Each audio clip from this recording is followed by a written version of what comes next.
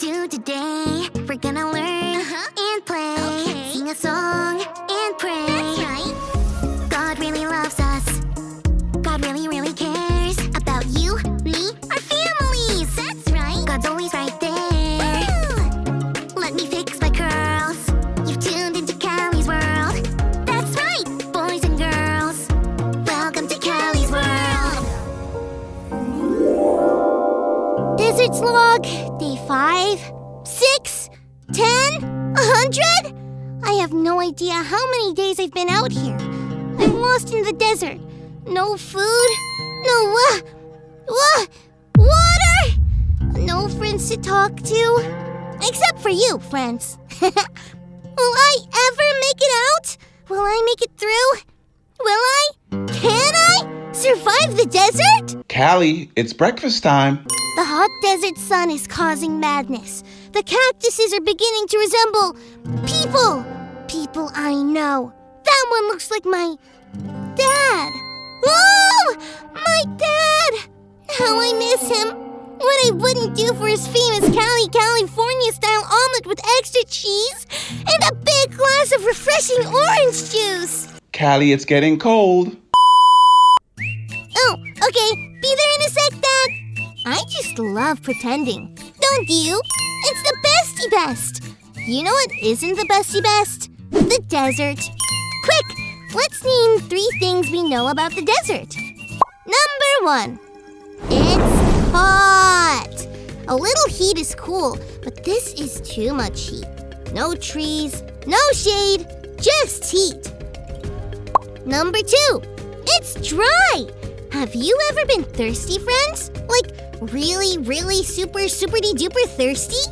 Imagine that, and then add a lot, and you get the desert. My mouth is just dry thinking about it. Number 3. Did I mention it's hot? It's so hot it's worth mentioning twice. It's hot! Callie? Oh, yeah, coming! Friends, I can't think of one good thing about the desert. I wonder, is there any good thing to say about the desert? I'm gonna keep on wondering while I eat breakfast and we check out our Bible story for today.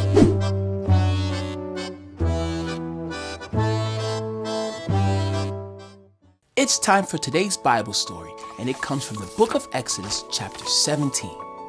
God's people had just seen God do some pretty amazing things. Things like a sea splitting into 2 big walls of water so that they can walk right through on dry ground. If you saw something like that, wouldn't you say thank you to God forever? Well, the people of God, the Israelites, were thankful for a little while. But they journeyed along together in the desert. They came upon a problem. They couldn't find any water for themselves or their animals. This was a big problem. They needed water to live, but they had just seen God split a sea into 2. Surely they know that this wasn't a problem, and it wasn't a problem too big for God. But the Israelites had been treated badly in Egypt. For so long, it was hard for them to trust God. So they complained to Moses. They asked why he had brought them out to Egypt just to die of thirst. Moses didn't know what to do. God told Moses take the same staff that he had used to part the sea and hit a rock with it. When Moses hit the rock, water sprung out, enough for all of them to drink. The journey ahead would come with many ups and downs for the Israelites. But God would never leave them, and God will always give them what they needed. The same is true for us. We have our ups and downs too. But when we face a big problem, we can remember how God took care of the Israelites, and we can choose to be thankful.